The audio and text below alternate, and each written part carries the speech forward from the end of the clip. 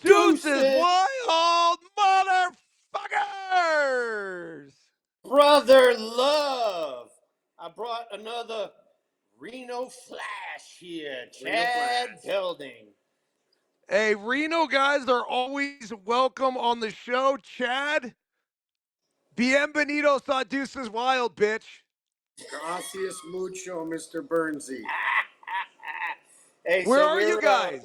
we're in Kansas goose hunting, and Chad put us on a mob of them today, and we whack attacked a bunch of them, and yeah, no, we having a lot of fun. Just had a great meal, and we doing the show tonight, and I said, oh, you have got to come on and pickleball it up with Mr. Byrnes now.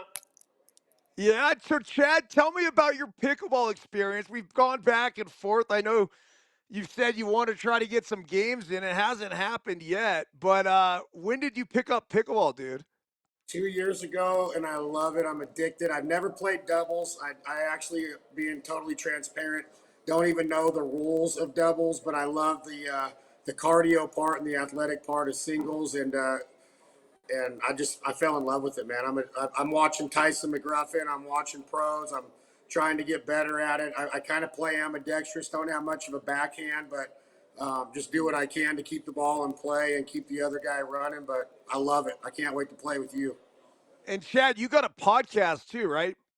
Yeah, I got two of them. The Fowl Life is my hunting podcast, and then This Life Ain't for Everybody is kind of athletics, MMA, military, everyday walks of life. A lot of musicians come on it, and a lot of ball players, football, basketball, baseball, college wrestlers, MMA. You have it. I like to talk about a bunch of different topics.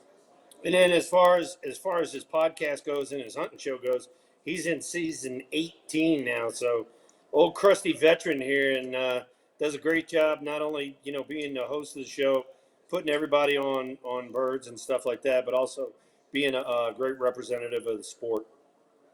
That's very cool, man. I got a question for you guys.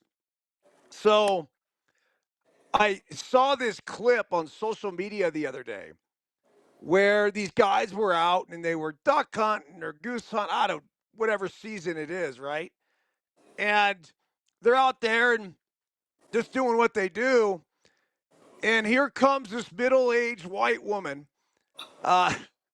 We'll call her Karen. And she's like, fuck They're you all Karens. guys. Fuck you guys. Fuck you. Fuck you. Get out of here. Get out of here. It was one of the funniest things I've seen. And then to hear the hunter's response, like, lady, what the fuck is wrong with you? Oh, it's so good, man. Did you guys happen to catch that? I've seen it happen before. She was, the decoys were out there, and she was telling them, leave those ducks alone. And they're like, they're not real ducks, lady. And I've had it happen before where, it's hunter harassment, where we have the right to hunt. You have somebody that doesn't, it comes out there and just causes a stink and a scene. And you literally have to call the authorities on them because they won't leave otherwise. And I think those guys handled it really well. It was laughable, but yeah, man, you deal with those antis a lot. Yeah, I imagine you do. And then that's the thing because if you want to fight it, you have to fight it from a legal perspective. Like, you're not doing anything going out in the hunting grounds, so to speak, and trying to stop it. Like, dude, that's totally legal. And I however you want to fucking look at it too. Like, look, we kill animals for our food. I mean, for the most part. I mean, unless you are full 100% vegan, you eat fucking animals. And this is this hunt and gather sort of thing that we've been doing for thousands of fucking years, lady. Get the fuck out of the way. And you got to, she's coming into an area where she is wearing a pink jacket and a beanie, and she's approaching 5 individuals that have loaded guns. And I'm not saying that they would ever use them, Burnsy. I'm simply saying you don't go into a fight knowing that the other people have loaded weapons, and you just walk up in there cussing them like you're John Wayne, and you don't have a holster on or anything ready to go to battle with them. I mean, that takes some balls. We could go on and on about this because it's you do stupid shit, you play stupid games, you get stupid prizes. It's as simple as that. So you Hey, want to keep look, fucking throwing yourself in the line of fire. Dude, something's bound to dude, happen. look at the idiots right now that are messing with all the ICE agents. So I know, they I deal with. know, and I don't even We want to don't get need we into don't it. need to It's go not. there. We don't need to go We there. don't. It's not worth our breath. It's not worth our time. It Nope. is. Thrill, as a matter of fact, I like to focus on really positive shit that fires me up. And No, you be basically, fired up, individual. so listen to this. Last week at the end of the show,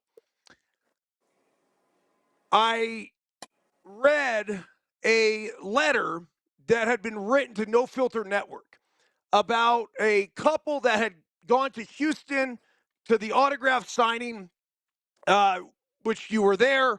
They flew actually from Chicago so they could get his jersey signed that he had since he was a kid. And they were so fired up. You met them at the card show. You remember meeting them at the card show. They had all their gear, took pictures, the whole bit. And then on their way to the airport, they stopped to grab something to eat. And, well, their car got fucking broken into. They smashed the back windshield. They took the backpack with all of the shit that you just signed, including the jersey. So she reached out to see if there was something we could possibly do. Josh, obviously one of your very best friends in life, hopped on it immediately. You hopped on it immediately. And apparently there was a care package that went out from you. And Thrill, here it is. I have got to show you because they just received this care package. And are you kidding me, dude? You just took care of this couple more than they could have ever dreamed of. Wow, man. They were so fired up. Literally had called Josh in tears. And Stevie and Brian, I love it because Brian was the one who was the big Will Clark fan, and Brian never asked. It was Stevie and also Brian's son who went over the top to say, hey, can you guys possibly do something for this guy? So, once again, I would just like to celebrate you and Deuces Wild and No Filter Network. We're kind of like the gift that keeps on giving in a really good way, not like a herpes way, man. A really fucking good way. Hey, I tell you what, that's the least we can do. We're on the field, doing our job and doing what we did since we were kids, and there has to be somebody in the stands to kind of show off to. And Brian and Stevie, came to the show, came all the way from Illinois down to Houston, just to get some stuff signed and to meet me, and to have that tragedy, getting their car broken into. Look, dude, being a ball player and stuff like that, we have things at our disposal, and it was my pleasure to send them a little care package and say, hey, sorry about what happened to you, but we're going to go over and above. We'll give you even more crap. So there you go. That's awesome. Bro, that's so cool, man. I really appreciate it. I know they obviously appreciate it. I'd like to say thank you to Josh too, who, he's a DFE guy, right? Like we've all had one of those guys in our life that do fucking everything, and I know he's been a good friend for a long time, and he hopped on this and just made sure it got done. So, Yeah, and uh, matter of fact, believe it or not, Stevie just jumped on there in the chat room. So, Stevie, thank you so much for reaching out. Not only you, but also Brian's son and getting him taken care of. So, I thought that was really nice of you to take the ball and run with it, needless to say. And it was my pleasure. that's awesome, Thrill. All right, dude. Well, we got spring training right around the corner. Super Bowl just ended. Did you guys get a chance to watch the Super Bowl at all? I did. I was forced to watch the Super Bowl by my family. And I got to tell you one thing. Oh, my God, the halftime show. Awesome. Awesome. Jesus Christ. What the fuck was that? That was Holy Bad Bunny, man. shit. Dude, I, I was so like blown out, and I walked out the room. I said, I gotta go make me a Jack Daniels. It's fucking bullshit. Well, You think I watch that? Fuck no. it certainly was a celebration of Puerto Rico. Oh God, you think? Couldn't understand what they were saying, but I heard Puerto Rico a lot. Oh, dude, it was one for the ages.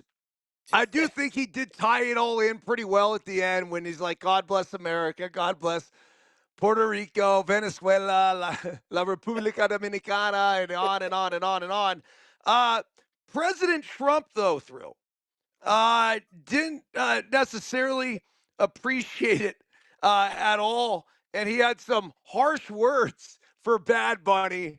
And he's just this guy. My daughter said it best the other day. He, if you don't find him, like even if you don't agree with this politics, if you don't find him hysterical in some respects, there's got to be something wrong with you. Yeah. That I mean, it is fucking comedy what comes out of this guy's mouth. Hey, you know what the best part is, and that's why I think you and I appreciate it even more with Chad. I know Chad does too. Is he just says what he's thinking. He don't give a fuck about nothing. If he's thinking it, he's saying it. And I love it. I love it. I mean, that's it. That what 100% is. He says, let me hold on. Hold on a second. Oh, this just gets Oh, even better. you looking it up? No, I just have no. So he had, and this was another thing that Trump did.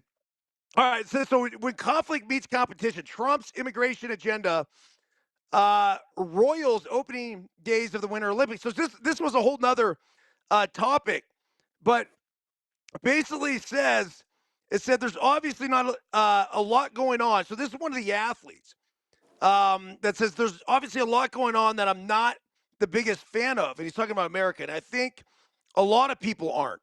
American freestyle skier Hunter Hess said this as he spoke of the mixed emotions of representing the United States. He said, if it aligns with my moral values, I feel like I'm representing it. Just because I'm wearing the flag doesn't mean I represent everything that's going on with the U.S.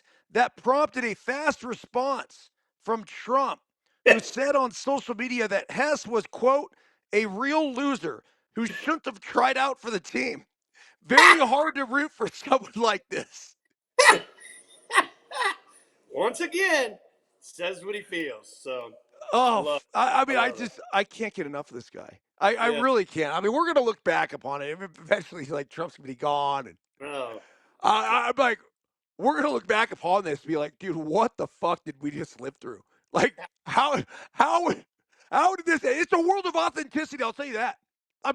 That's what plays, and that's why Deuces Wild is doing so fucking well. And by the way, our new title sponsor, Car Shield. We're celebrating them. We will have a banner for them. We will have wreaths for them, but it's done. The deal is official, Thrill. Congratulations, man. I'd like to raise one up for our guy Kevin, raise one up for Car Shield.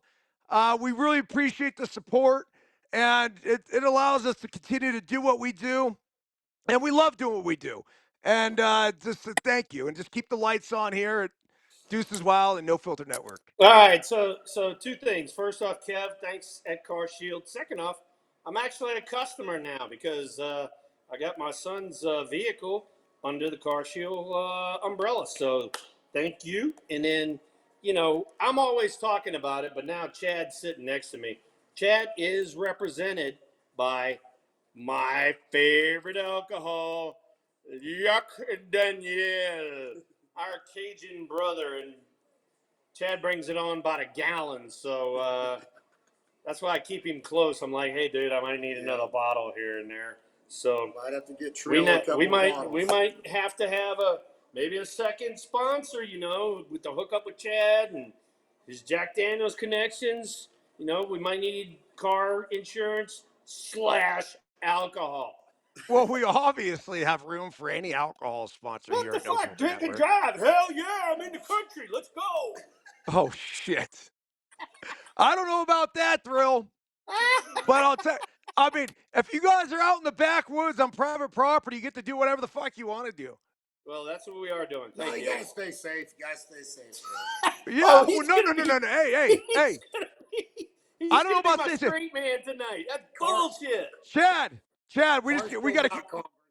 Hey, we got to stay alive, man. That's Yeah. that's yeah. Let's work on doing that specifically. All right, Thrill. Let's get to some big time baseball news. Breaking news: the Detroit Tigers sign Justin Verlander, 1 year, $13 million to go back to where it all started, where I had an opportunity to play against him when I was with the Diamondbacks. Verlander back to the Tigers. He gets added to a staff that, of course, is bringing back the reigning Cy Young Award winner Tarek Skubal, as well as Framber Valdez, our guy.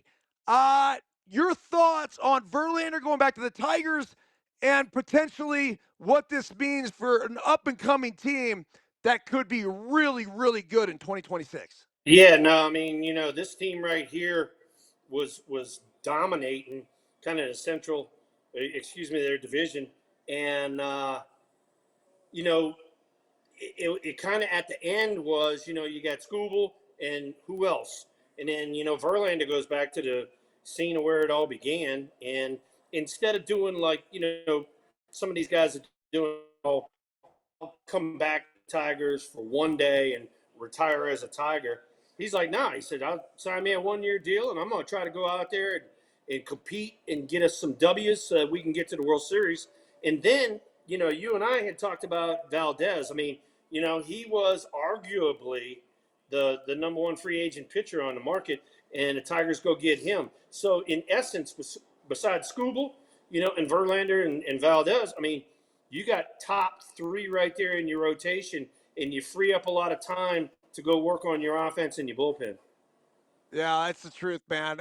They do have Jack Flaherty. They got a couple other guys. Now, if you looked at Verlander's stats last year, you and I both know he pitched well, Yeah, right? Like he was in San yeah, Francisco. We got to see him start every fifth game. I think it was, 20 something starts, 29 starts, maybe. yeah, He yeah, had a 3.8 ERA. This is a guy at 43 years old who could still do it.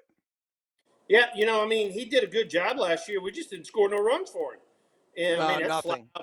flat out, plain and simple. And so now he goes back to his Tiger roots. And if I had to guess, just the way things get lined up in pro ball. You got Scuba going one. You're probably going to get Valdez going two. He's either going to go, and you said Flaherty. He's either going to go 3 or 4 right up in there. So he's going to have some good matchups on the other side of the coin. So he's going against Yeah. somebody else's 3 or 4. So he's got a chance to have a pretty decent year.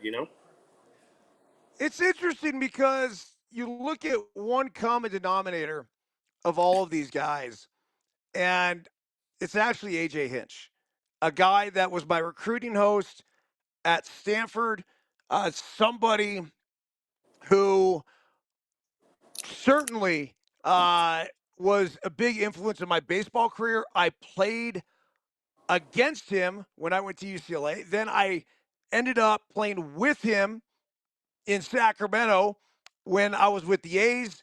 And then AJ actually was the one who signed me as he was the director of the minor league operations. He signed me with Arizona. Him and Josh Byrnes came together to figure a deal out that pulled me away from Cleveland at the last second when I was going to sign with them and Mark Shapiro, who I got a lot of respect for that man and always have. But then AJ actually became my manager, and that was his first manager gig in Arizona. Pretty short lived there because both he and Josh Byrnes got fired. AJ then got second life in Houston, became a world champion manager. Then there was the whole cheating scandal and all the bullshit and everything else. Gets canned, goes to Detroit, and he's turned it around in a pretty short period of time. But Framber Valdez played for AJ Hinch. Justin Verlander played for AJ Hinch, and now they're together here on this Detroit Tigers team. You got to believe that's a nice common denominator to have amongst all of it, right? Yeah, without a shadow of a doubt. To play for, a guy who knows what he's doing, and a guy who's kind of been there, done that, and Detroit was pretty much in charge of that whole division last year until the end when Cleveland got up to them. So, they got all the parts there. They just need to put it together for a full 162. So. All right, what do you got on the Tarek Skubal arbitration case? Because he filed for $32 million. The Tigers filed for $19 million. There's a $13 million gap. You thought for sure they would settle somewhere in the middle. 25.5 was the midpoint, but they did not agree to terms. They went all the way to arbitration. There was a three-person panel that decided then in favor of Tarek Skubal. He's going to get paid $32 million next year. For those at home to know how this works, they just had to prove that he was worth $1 more than 25.5. I just want to say this. You don't want to fuck with the best pitcher in baseball. You just don't want to do it. They were not comparing him to arbitration eligible guys this year. They were comparing him against the best. And so when you start looking at other guys who are making extraordinary amounts of money, who are the top of the league, Skubal's just like, that's where I should be. And sure as shit, the arbitration panel agree with it. He's going to get paid $32 million. Thrill, did you have any experience going through arbitration with the Giants? And what was that experience like? So I went to arbitration twice with the Giants, and my general manager Al Rosen basically said, "Hey, we're going to get this done. We're not going to trial. We're not going to go to mediation, nothing like that. We'll knock this out." And so I told him, I said, "Al, if you fair with me, I'm going to be fair with you." And we always met in the midpoint. I signed, and then I was eligible to, go after arbitration, go like free agent, and that's when Al came up and locked me up for 4 years and signed a multi-year deal. So, as far as arbitration goes, I had it easy. I had a great general manager that did not want to go through what Tarek Skubal went through, and for me personally, and I mean I can't speak for the Tigers, but I mean you got a guy like Tarek Skubal. I mean, I'm sorry, you got to lock him up. Look at some of the young players in the league that are locked up now. You got to lock him up. You can't sign him to a 1-year deal. Yeah, well, he's approaching free agency. This is someone that Yep. they Yep. certainly should try to lock up. They're spending a lot more money now. I think that could be a positive sign for Skubal in the future, and even for Skubal, right? Like he's had success there. So a lot of times when you've had success in a certain spot, it's always been a pretty pitcher-friendly park.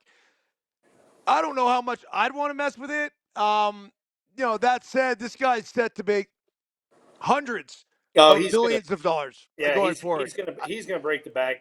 He It's just is? a matter of when. So, hey, I got to show you something right here. This is our guy that's sitting right next to me. All right, look at this stud right here. All right, that's what I'm talking about. He replicated because he played at UNLV. He replicated the bow nose with the baseball bat and the shoulder Oh, pads and come all. on. So Chad Belding, Byrnesy, it was on a dare. Studley, dude, Studley. What year was that, Chad? 94. So good, man. You played for Savage, right, at UCLA, or was that right before John got No, there? so Savage was a coach of Reno. He was at UNR He was at UNR. when I was at UCLA, and then he was a pitching coach at USC. But I played for Gary Adams at UCLA. We certainly did play UNLV. I mean, my first year in college, I was 95 to 98. So It was I always enjoyed going there. It was a great place to fucking hit, man. My freshman year, we played at Jackie Robinson Stadium at UCLA. They beat us pretty good. You guys had a good team in '93, '94. We didn't play them at home. We only played them on the road in LA. We were getting there. Like it was funny because UCLA was always known as having like really good individual players, but the ability to put it all together. My team, when '97, we went to the College World Series, and it was the first year in like 29 years the Bruins had gone. And since then, we've been kind Phenomenal. of, I don't say regulars there, but we've been to the College World Series a bunch.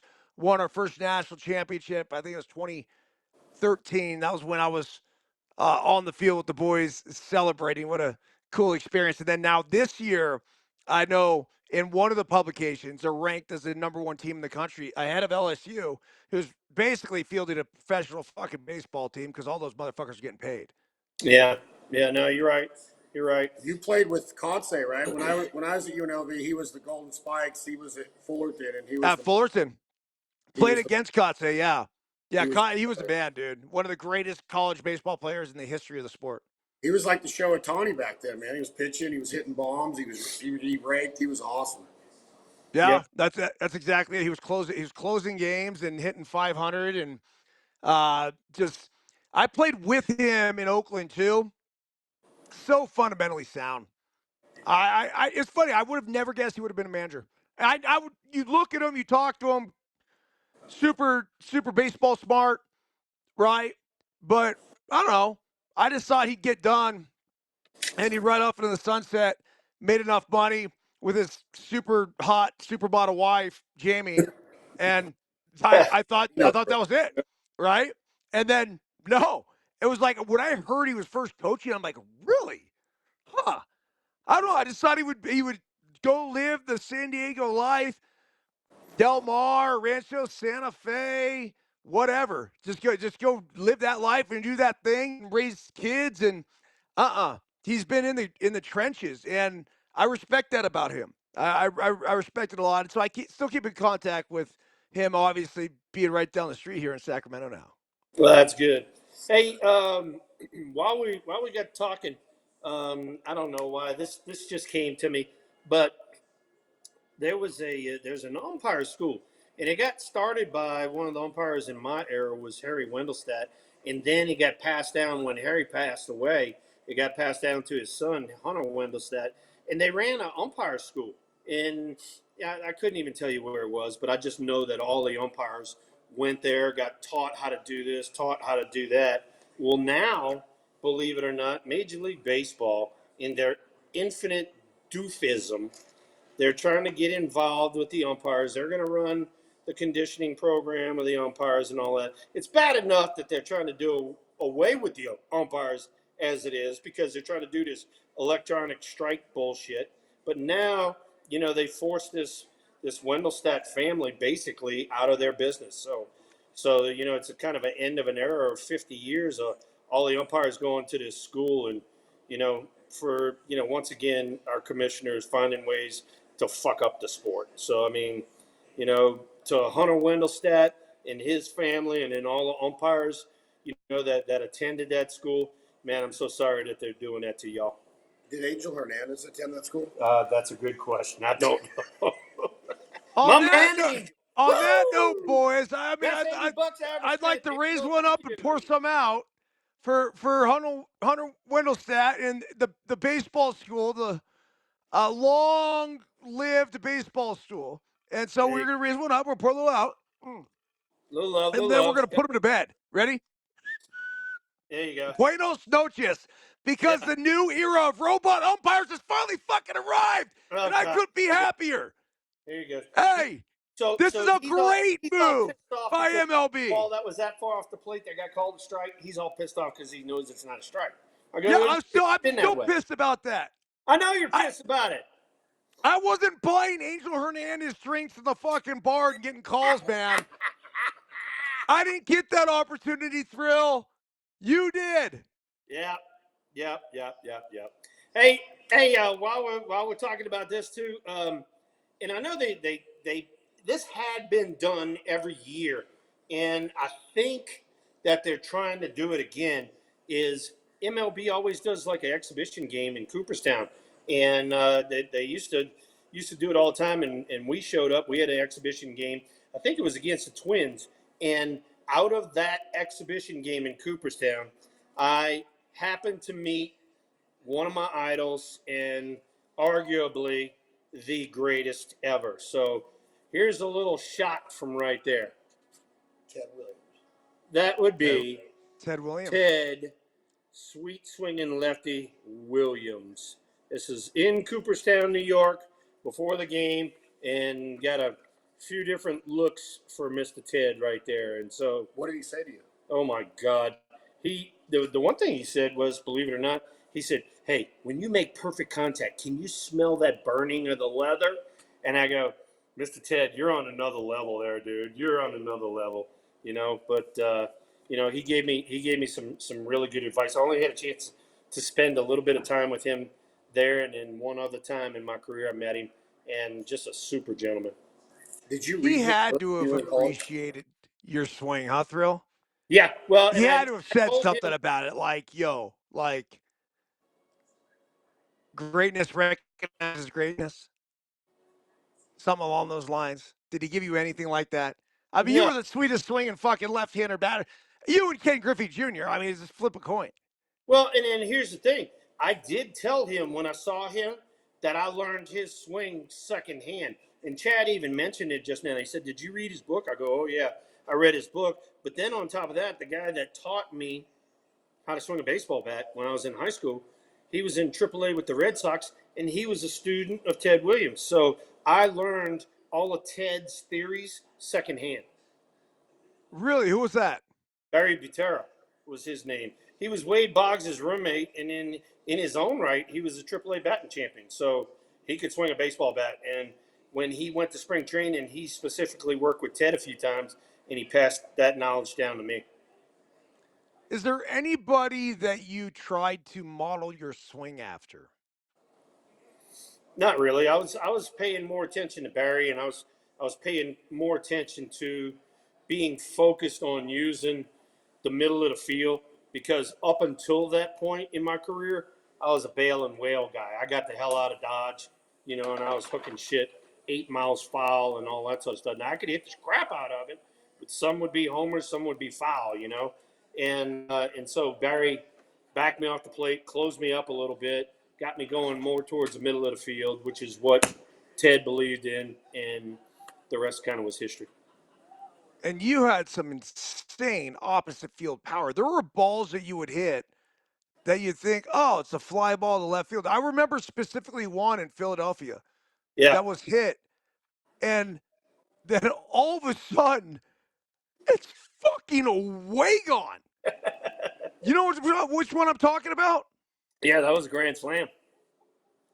Holy That was a shit, grand man. slam. I was looking out there, got it, and when I caught it, I was like, "Ooh, I caught that one pretty good." And it went out of there by about 30, 40 rows. I was like, "Ooh, geez, I caught it a little bit better than what I thought." So going from being a bail and whale guy, somebody who was Deadpool, to somebody Yep. that had all sorts of insane opposite field power later in your career, what was the main adjustment that you made? It was taking my front shoulder and driving it towards the pitcher, and then that way everything stayed towards the pitcher. And if the ball was coming from the pitcher, my body's going back towards the pitcher so I could keep everything behind the baseball. And now that's some of the stuff that I'm seeing right now is with these young kids. First thing to do is they pull that shoulder out or that elbow flies. And we talked about the back elbow drops, all that. But you're not going into the ball. You're kind of going kind of away from it, and you're not getting your whole body and leverage and everything into the ball. Why do I feel like now when I watch some of these younger hitters hit, it's literally like, and it starts so early where it's here to here to here. And there's two things that I constantly keep going back to when I see this. and I'm not just talking about pro players. I get sent a lot of videos of 13, 14, 15-year-olds that want to play for our organization. And they will send these videos, and I'm looking at them, and I'm thinking to myself, number one, your swing's long as shit. And number two, you got a slow pull, dude. And those are the first two things that like will resonate. And they're hitting bombs with these pitches.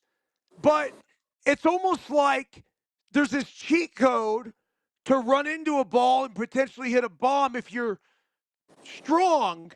But in the long run, if I don't see twitch, if I don't see this and I'm within the hands and I don't see a short, compact, sort of A to B sort of swing, I'm like, yeah, I just don't think that plays long term. I don't. Well, And maybe I'm wrong. not only that, I mean, you and I have been in the garage and we've gone over the mechanics of stuff. Everybody who's in the chat room, everybody who's looking out there, in the audience, go back and look at some of our shows and we'll walk you through this process.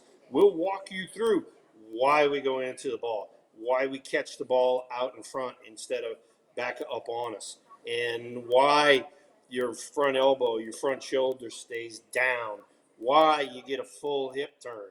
And it's all of this kind of stuff that you're talking about. Guys being slow to the ball. All right. So that means, all right, if I'm slow, that means I haven't rotated my hips enough. That's first off. And then second off, if I'm slow, I got to start early. Otherwise, I'm going to be late and foul off the balls, pit pop ups, all that sort of stuff. So that's what's going on in today's society. And I do think that sometimes when they're perfect and the timing's perfect and it all works and they piece the ball up, it's gone. It's just their margin for error is pretty minimal. That's what you and I talk about. It's margin for error. That's why we talk about the swing and the swing, like that. Matching It's like, planes. hey, look, I can hit the ball here, here, here, here. If I'm on the plane of the ball, if I'm coming up at it, I mean, I got one spot to catch One it. If I spot. don't catch it there, dude, I'm not going to have good results. That's the fucking truth, man. And at some point, kids are going to get sick of striking out. They just Well, I mean, are. let's look at it this way. All right. I mean, as far as a hitter goes, the ultimate embarrassment is I can't put the bat on the ball and I got to walk back to the dugout. That's the ultimate embarrassment. I can't do my job. I'm not having any fun out here. I'm dog cussing myself as I walk back to the dugout. I haven't helped the team. I haven't helped the guy who hits behind me. I haven't helped anything other than speed the game up. And hey, look, I got a lot of guys that speed the game up, and I was the guy that wanted the game to go 5 hours. So sorry. Mm-hmm. So I got to ask you guys because Hey, we we're are in the. we're in hunting camp, all right. And let me get Chad up, and he's going to show you how to hit. So let's go. No, Come I'm on, not. come on, No, I'm not. come No, on. I'm not. I've watched you and Byrnes hit. I understand leverage. I understand hitting the ball where it's pitched. And Dude, keeping your hands inside the baseball. I get it all, but I can't do it very well. we were here 2 years ago, right? And I got here, and he had wiffle balls and a wiffle ball bat, and we were out here in the back behind the camp, and we're hitting wiffle balls, and he's taking me deep. He's hitting bombs, right? And he's coming up to me and going, "Hey, hey," and he goes like this. He goes, "Hey, hey," he goes, "Feel that ass right there when I get that shit into the ball right there." And I'm howling, laughing. We're freaking filming an episode for his show, and I'm feeling his ass on the show. That's good, man. I mean, don't ever stop playing. They keep Hell you yeah. young. It's like Thrill in the garage with the Buick LeSabre, Yeah. the newly insured Buick By LeSabre Car by Shield. Car Shield. Car Shield is now insuring a 2002 white Buick LeSabre with 44,000 miles on it. Who's driving that? That's Trey. Treybo's Trey. driving. Treybo's driving My boy it. Treybo. I've told Trey I'll buy him a new car. He goes, "No, Dad, I like this one a lot." And then for me personally, I'm like, all right, that's cool because he's got nothing but steel around him. So, Thrill, when I was in the backyard as a kid, you were certainly one of the hitters that I would imitate, right? And I'd pull it out. I even got the farmer's stand right now. This is good. I'd pull it up and I do this, and we go through like the whole Giants lineup. Well, when you guys were kids, who was it that you would imitate in the backyard playing wiffle ball? Freaking George Brett. So, and that's what Chad just said. My idol was George Brett, so I could do George Brett. But then a lot of the stuff that we did, because it was before videotape, you would try to emulate, the guys who were the studs of the game. Pete Rose down there like that, or Rod Carew laying the bat back, or Carl Yastrzemski holding his hands up, or, Mike Schmidt, doing the down through it kind of thing. George Brett, leaning back with the Walt Reniak swing. I mean, you emulated your idols, and that way, all of a sudden, you get into not only pro ball but also college ball, and it's like, all right, why is this guy doing that? Let me try it out. And let me try it out. And you would try it out, and look, some of the times, it was very comfortable. I put it in my game. Sometimes it was like, that's not comfortable. I can't feel that right there. And for me, it was a big feel thing. But all of the stuff that, and Chad even brought it up, all the stuff that Ted Williams said in his book and all that, dude, I bought into all that. As you should. Bernsey, how much? I think it was chapter 4 in the Science of Hitting when Williams talks about visualization. How much of a visionary were you when it was pregame, on deck, in the dugout? You're out on defense in the outfield, and you're coming up second or third in the next part of the lineup. How much of your game was visualization? Yeah, that's a great question, man. A lot of it. And when I was a kid, I read a book called The Inner Game of Tennis. And basically, it was about self one, self two, stepping outside of yourself and just really figuring out a way to feel everything that was going on. And so I was able to translate that to baseball. I then read another book by Harvey Dorfman and Carl Keel, who was a huge mentor of mine, called The Mental Game of Baseball. And they were gigantic on visualization. So before every single game, starting probably in high school, I would get up here and I would visualize a right-handed pitcher on the mound. And I would visualize fastball way, take for a ball. Fastball way, boom, driven in the gap, right center field. Fastball middle, down for a ball, up for a ball, then fastball middle, boom, triple off the wall in center field. Same thing on an inside fastball. Then I go to the curveballs, and this is all from a right-handed pitcher, right? Curveball way, ball, curveball way, boom, base hit right field. And I'd be in the outfield 10, 15 minutes before the game doing this. I do it for the combio. Now, I'd figure out who's on the mound and then do all of it. And then I would visualize the left-hand pitcher on the mound and go through the same sequence over and over. Visualization is fucking everything, because when you then get in the spot and you're in that moment, you're like, oh, okay, I've done this already. I've been there. I've gone through all of this. And it changed my career. It really did. It helped me not only play college baseball at UCLA, but then it helped me play professional baseball. And then it helped me get to the big leagues. And then it helped me fucking have success at all of these places. And then ultimately, built this house. Yeah, love it, man. I love it. Yeah, it was huge. Hey, speaking of Greater Truckee, we've met a few guys here lately that have been from that area. I've met them just in passing, and I'm like, man, it's a small world when you talk about guys that are going to play golf in Truckee. Yeah. So it's unbelievable. I mean, does my name come up when you mention Truckee? It's got to, right? Yeah, no. And then guys are like, hey, you know that Byrnes dude? And I go, oh, hell yeah, I know him. So, but anyway, so old Greenwood. But it's great being here with Chad. I'm glad he came on the show. World champion duck caller. He's had his show now. It's called The Fowl Life. It's on the Outdoor Channel, right? Yep. On the Outdoor Channel. He's on season number 18. He's done a great job.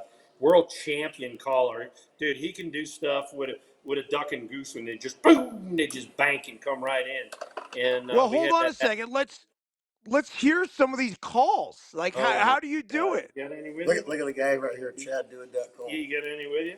I can get him.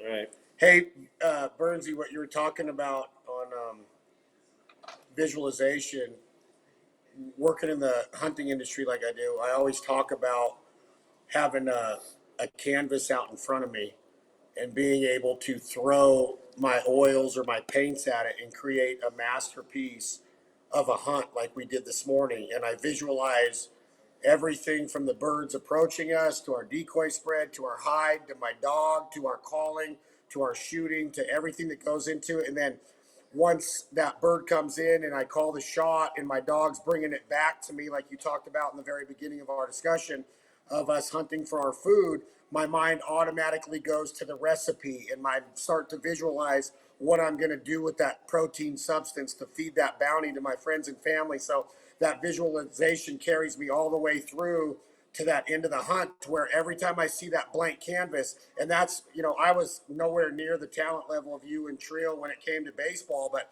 I always use that approach of a blank canvas, of being able to create my perfect at bat, of seeing the ball out of the pitcher's hand, hitting the ball where it's pitched, being able to see the ball all the way in the dirt, all the way to the catcher's glove, whatever that meant.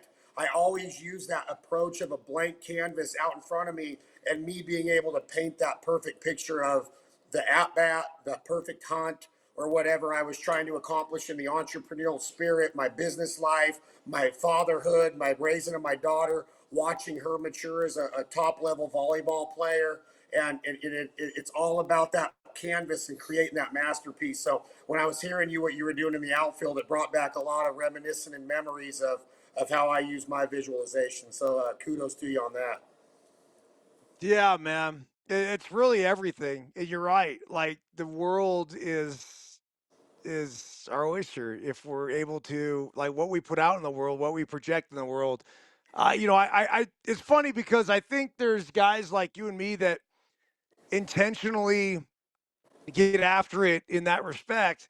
And I also think there's guys like Thrill that have their way of doing it. And we talked last week, I actually posted this about the breath, right? The one thing that brought you into the moment.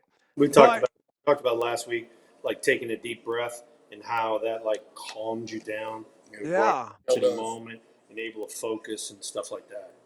yeah. And I do believe there's a element of ignorance and arrogance that we have to have as baseball players, that we have to have as pickleball players, that we have to have as hunters. And you go out there with the utmost confidence and belief that you are going to get the fucking job done. So even when statistics and odds and everything else says, nah, hey, bro, you're probably going to fail, you give them the double bird, you buy yourself a flippy. You get that at ericbirds.com. I And got. then you just march on with life.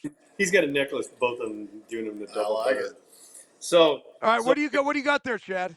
so we're here and we got the duck calls, the goose calls, all of the bands. Oh, and by the way, we shot a band today. So what they'll do is they'll turn that band is on the leg of the goose, and they'll turn that number into the wildlife and fisheries department. And what they'll do is they'll go ahead and they'll send you a certificate, and it'll tell you how old the goose was, the sex, where it was banded, when it was banded, stuff like that. So it's pretty cool. My duck call company and goose call company, Byrnesy, is called Jargon. I learned this at UNLV. One of my professors, I was taking notes in class, and I'm going to show Will the Thrill here, and you guys can watch. You can hold it up. But if I was going to write Will the Thrill is the man, and then I would sign my name like this, and it would be 180 degrees backwards. I took all my notes in college like that.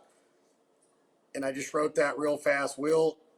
So I write everything 180 degrees backwards. And my professor asked me, "What are you doing?"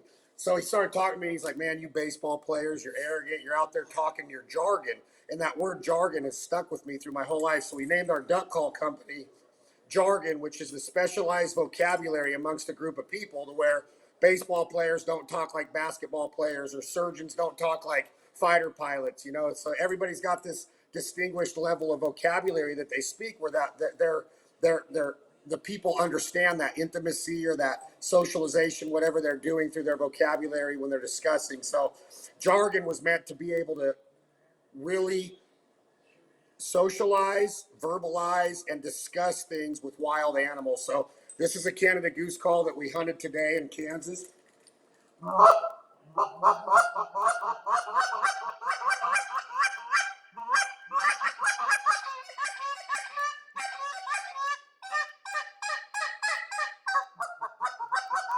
And this is a mallard duck. This will be the So now wait. So now what is hysterical about this is, you're talking about a world champion caller right here, and when a whole flock of geese are coming in, they are hitting those same exact notes you heard right there from him. He's talking their same language, and they're locking up and going, "Oh, there's one of my friends. Here we go." And there you go. This week, Burnsy, we were in last week we were in Scottsdale just yesterday, and leading up to this trip, we were at the WM, the Waste Management Phoenix Open. Yeah. Great spot. There's these ducks flying around, and I'm so excited for spring training to start. And I went and hung out with my buddy Walker Bueller and got to see Alex Bregman and all these guys, and it just got me in the feel for baseball. But being around that golf course and seeing all the ducks, my girlfriend Brittany and I are walking around, and she hears me doing this. This is a mallard duck call. This is what the female duck is saying to the males to get their attention or to keep other females away from their food source or their sexual appetite for the greenhead that you see around Lake Tahoe or Nevada. But it's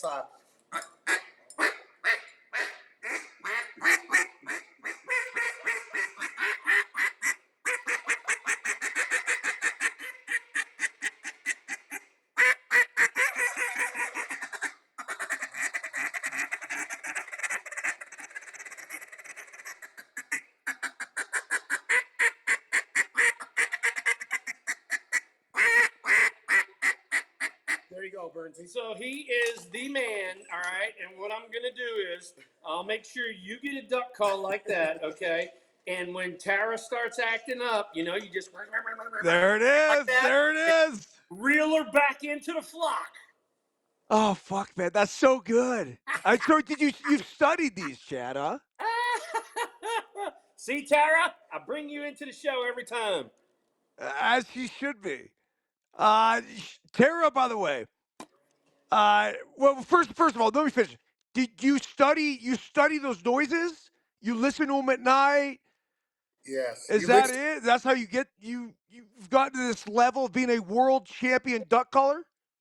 Yeah, you study the vocalizations and you pick up on the body language and what I call posturing. And, you can relate it to athletics and looking how your competitor's posture, watching the belly button of a point guard, watching the arm or the release point of a pitcher. Whatever you're doing in sports, you're always looking for your competition and how they're posturing. So when I'm reading ducks and geese or a coyote, if I'm calling predators, whatever, I'm watching their body language. And whatever their body's telling me, I pick up on that and tell them what I want them to do next by manipulation. So yeah, you really come up with your own stance. My stance on goose calling is it's a Michael Jackson, the Beat It video when the gangs come together and they're about to throw down in the parking garage. We're in a gang fight, and I'm telling those birds in the air, I would get lost if I were you. I found this food. Go find your own. And those birds in the air hear that. They want to fight me. So I start a gang, a turf war, if you will. And that's how I'm visualizing it in my mind is that I'm going to whip these goose ass that are in the air. And they're saying, I'm whipping your ass. And they come in. And the next thing you know, we're eating goose out of the crock pot or the Traeger grill. So it's just the way that the way that I've taught myself to do it. Incredible. So, Chad, I don't know if you know this. Word on the street is they've since moved on into Nevada, but we had a wolf pack here in Truckee just last week, and I have a video of the fucking most intense, like, whoo, howls. And then my bulldogs, of course, hear this in the middle of the night, 3 a.m. They run out and they're, whoo. they're howling back, and we have coyotes here. I've never heard anything fucking like this. This was not coyotes. They had tracked the wolves, True Truckee, to an area that is right by where I live. And holy shit, man, they sounded just intense. And there were some videos captured of them. I don't know a ton about wolves. They apparently reintroduced wolves into the state of California. Not a great idea because they're whacking everybody's livestock now. So, as much as California wants to try to control the ecosystem here, I'm not sure that was actually the best idea. Well, remember that California is the state with Mr. Newsom, or I could say what President Trump 45 and 47 calls him, but you're not allowed to shoot mountain lions or cougars in the state of California, and No. the amount of damage that a mountain lion will cause on livestock or humans or kids or playgrounds or sheep or whatever it is, it's amazing what that state is doing. And now the wolves are being introduced, and it won't be long before they take over. The wild horses, the wolves, it's crazy. I mean, we can get into predator management and wildlife management. I know this is not the right podcast to do it, but you bring up a great point because the wolves are out west. They're not in just Wyoming and Montana anymore. They're down in California, Oregon, Nevada. And they're not going to stop. And on top of that, the mountain lions for sure, but then the wolves are right below them. They're the ultimate killing machines. Ultimate. I mean, they find a way to take some stuff down. So, oh, they'll fuck shit up, right? Yeah. Yeah, it's crazy. You got any packs available? Yeah, let's rip a pack, man. Let's do that. Of course, I like the 1987. Damn, we're getting low. I'm gonna need a new box. Well, either that or go to a different year, one or the other. I just fucking love the 1987 Topps cards, man. All right, they well, make I me tell feel you what, so good. do that. Now, Topps? Yeah, 87. That was your rookie card. Yeah. No, he had some 86s in there. Yeah. 85s, and he had the Olympic card. Anyway, so he likes some of the guys that were in the card packs and all that. We just comment on them. 87. It's the one with the wooden background. Like here's that's the one from last week, right? We had Roger Craig on, and speaking of Roger Craig, by the way, Roger Craig, the running back, San Francisco 49er, is now officially an NFL Hall of Famer. Such a cool moment to see Ronnie Lott show up at his door to tell him he's going to be a Hall of Famer. Roger, before Ronnie could even knock, raced out and is like, Ronnie Lott! And there's this huge embrace. It melted my heart. This is a guy that fucking has deserved it for a number of years, has never gotten the call, but the first 1,000-yard rusher, 1,000-yard receiver in the same season, 3-time Super Bowl champion, high-kneeing motherfucker, dude. He ran some fools over. One of the greatest running backs, in my opinion, in the history of the NFL. Just awesome job by the NFL, the writers, whoever the fuck elects him. Everyone's giving all shit for Bill Belichick and him not getting elected.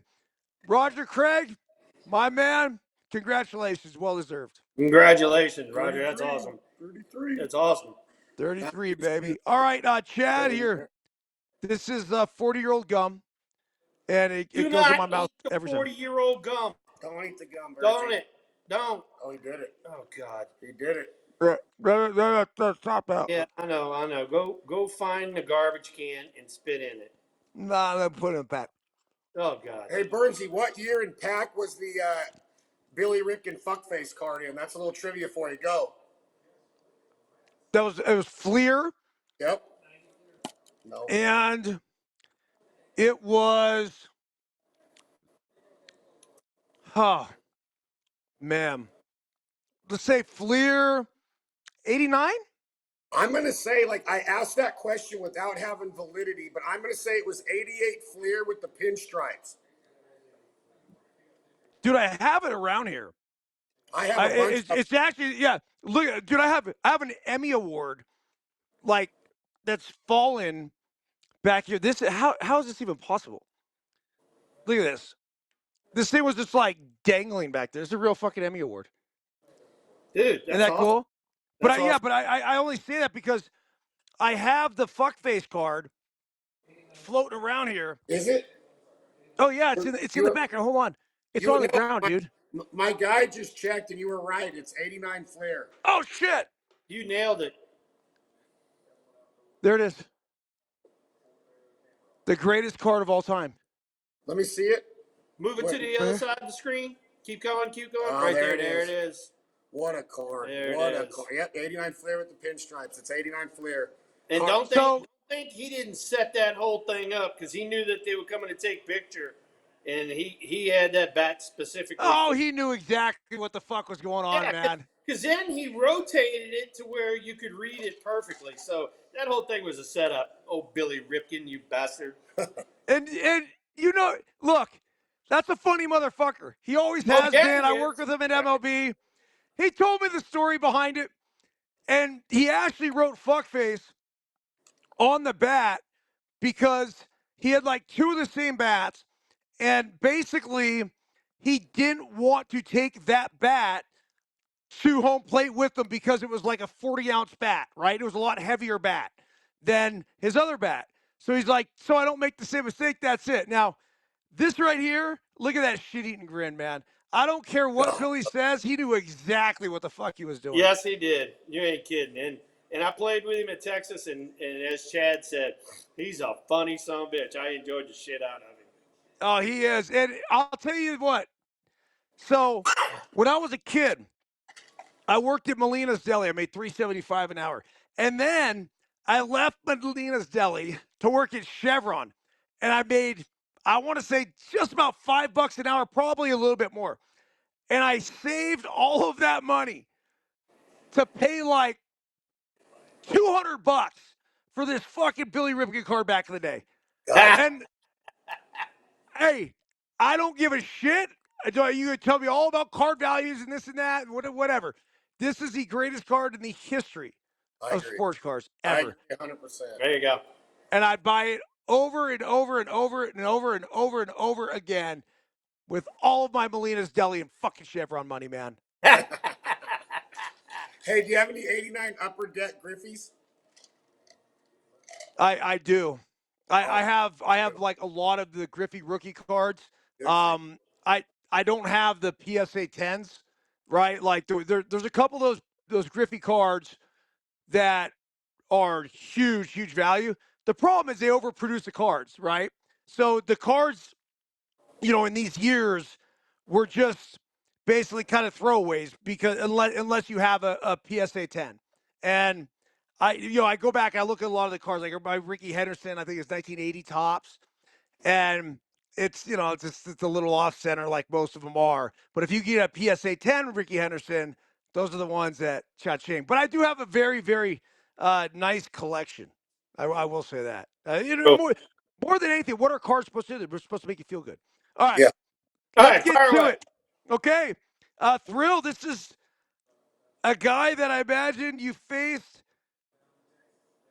a few times throughout the course of your career. Somebody who certainly was a competitor, a badass motherfucker is probably a way I would describe him. I shared some cocktails with him in Scottsdale one night at the Pussycat Lounge. Ladies and gentlemen, Dave Stewart. Stu, my man. I actually, believe it or not, I see Stu from time to time because he stays at the Hotel Via, even though he does stuff across the bay, for the A's when they were still in Oakland, and yeah, he does some of their broadcast stuff, but just a bulldog on the mound. And I know Oakland retired his jersey, which they should have done a long time ago. Kudos to you, Stu, the ultimate competitor. I loved being in the batter's box against him because you knew you were getting his best ever. That's what kind of competitor he was, and you wanted to play against a guy like that. And that's the ultimate compliment that I can give Dave Stewart. What'd you do against him? Oh, we had a little bit of both. You know, he got me a few times, I got him a few times, but it was just the battles, and then knowing what kind of guy he was too. So, And how about that cool. stare? Yep, yep, and had Intense, a man. nasty split finger. Nasty, nasty split. Totally agree. Okay, Thrill. Here is a guy, a Hall of Famer, and came up. I think he was like 19 years old. He wore number 19. Long, long time Milwaukee Brewer, Robin Yount. Oh God Almighty, what a hitter! First ballot. Yeah, first ballot Hall of Famer, like Chad was saying just now. But you know, he teamed up. Well, not only, I mean, he was an MVP in the outfield. He was an MVP at shortstop. So you know, he Yeah. moved around the infield and the outfield. But then he teamed up with a guy by the name of Jimmy Gantner, and they made a hellacious double play team. Plus, on top of that, being in the middle of the lineup in a very very good Brewers offense. All right, Thrill. I think you're going to get really, really excited about this one. Jose Oquendo. Jose Oquendo, right cross, left uppercut. Sorry about it. In St. Louis. Yes, in St. Louis. This On is the the turf. man. This is the man that when I was getting up off the turf, he hit me in the helmet and all that sort of stuff. And hey, look, it was just what it was back then. And then in 2000, when I got traded over to the Cardinals, Jose Oquendo is my third base coach, and we went out and had beers and yucked it up and just hey, boys being boys. It was a hoot. Jose Oquendo, he's a great ball player. He not only played second base, he kind of played all over the infield and the outfield for the Cardinals. He was like a super utility guy and very valuable to that team. Did you guys talk about the brawl? Oh yeah, oh yeah. We had a few beers and you know we talked about. It all started with Vince Coleman the night before. He stole second and stole third, and I told Oquendo, I said, you know, it didn't matter who it was. I said I was going in there to get somebody. He goes, oh, I know. He says I was trying to get the fuck out the way, and you know, but the whole thing was we had opportunities to drill Vince Coleman. We didn't drill him. It's like so now, all right, now I got to take fucking matters into my own hands. You went in. All right, Thrill. Yeah. Along the same lines of those Cardinal teams, and man, they were fun to watch play. They could fucking run. They had an aggressive style, and they were managed by this man, Oh my Whitey goodness. Herzog. Whitey Herzog, Hall of Famer. He and Roger Craig did not see eye to eye. Those two guys did not like each other, and that led to some of the tension, you know, between the two teams back then. But you know, Whitey did a great job of managing. He was kind of given a team with a lot of speed, and he had Jack Clark in the middle of the lineup with the power. And so Vince Coleman, Tommy Herr, Willie McGee, Terry Pendleton, all of those guys, Jose Oquendo, all of those guys fit into that mode, and they always put pressure on you by running. And so, you know, why he was super aggressive. And I'd actually love to have played for him because I like aggressive type of managers.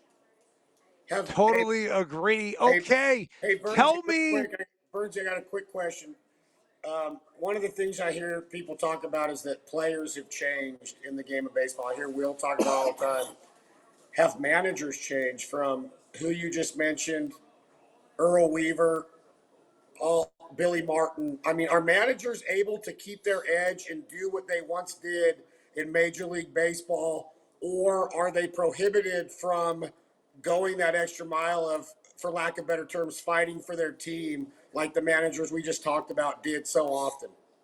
I think they could fight for their team, and I still think they're very significant in Major League Baseball. They don't have the power that they once did when it came to maybe even game management, right? There's a few teams that will give the manager the autonomy to run their games, but there's a lot of instructions coming upon the manager and the coaching staff before it starts. So I think the biggest job of manager these days is just try to keep the whole thing cohesive between the front office who's coming up with their numbers. I mean, Will could speak on this probably better than anybody. and then that information is relayed to the manager and the coaches, who are then instructed to relay that information to the players. Thrill, your thoughts on today's manager versus the managers of the yesteryear?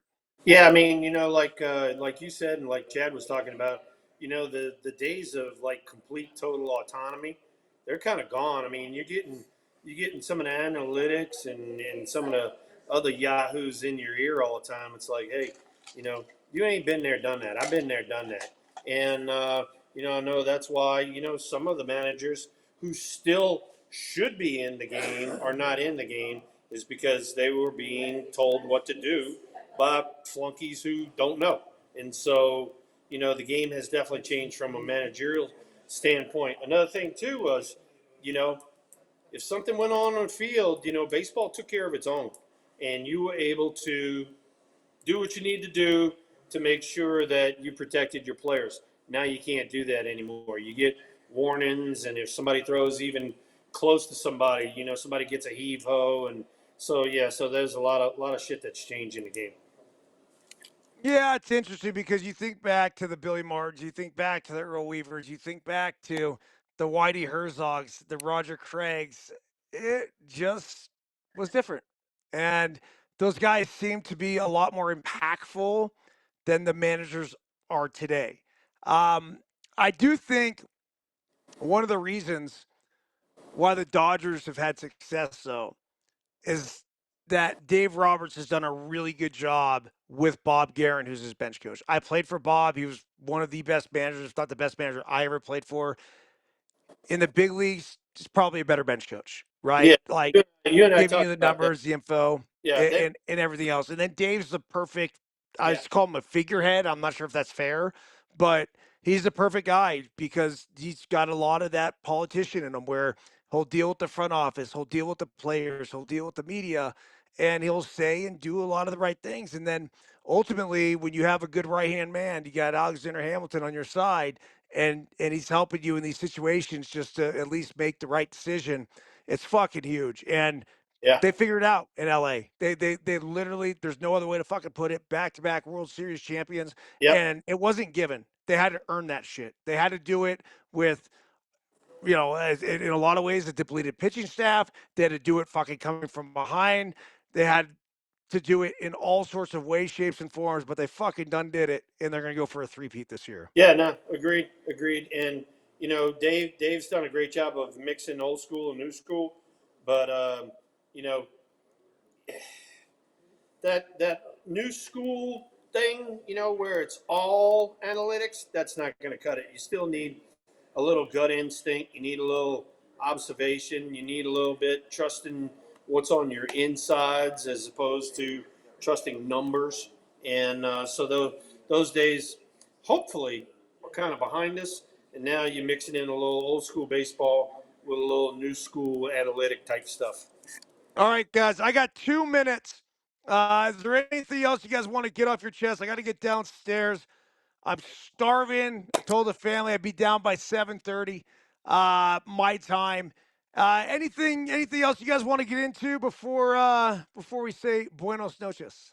Bernsey, what's the most important thing for an outfielder to do to prep for the ball coming off of the bat, whether it's a pop fly, a hard line drive?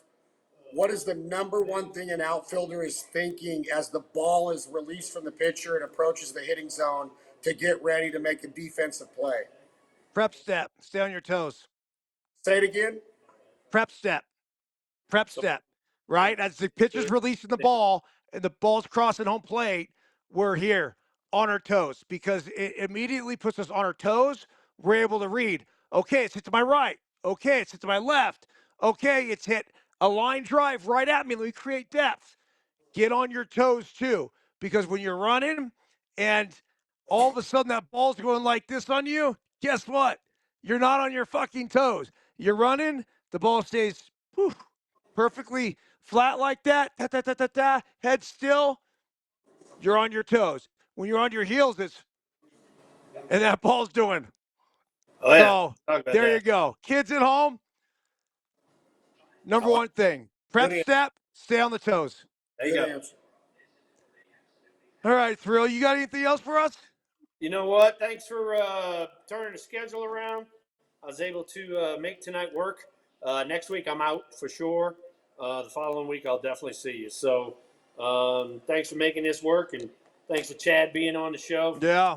Hey, dude, bringing world champions into the show. It's awesome. It's awesome. That's what we do. Yeah, that's That's how what we we do. roll. And so, hey, look, I've been teasing him. I know I've teased you about the pickleball. You guys hook it up. Have some fun. Oh, I can't wait. Byrnes, Let's go do it, easy on me. man. Chad, give me a shout when you get back into the I will. battleborn state. Can't wait to hang, brother. Thanks for having me.